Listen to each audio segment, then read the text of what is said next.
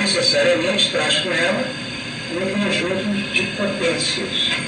E essas potências da alma é o que se chama faculdades. Então, uma alma é dotada de diversas faculdades. Faculdades como sinônimo de potência. Potência quer dizer o quê?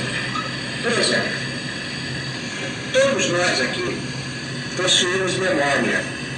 E a memória tem uma função. Qual é a função da memória? A função da memória é recuperar antigos presentes. Concorda comigo? Então a memória tem essa função, recuperar antigos presentes. Mas há momentos em que nós não utilizamos a memória.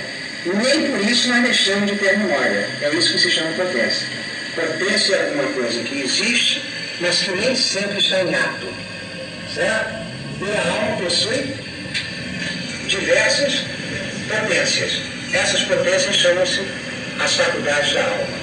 Então a nossa alma, a alma de cada um de nós, possui um conjunto de faculdades. Memória, sensibilidade, inteligência, imaginação. Tudo isso são as faculdades da alma. Por exemplo, o sujeito humano é dotado de linguagem. A linguagem é uma faculdade, é uma potência da alma.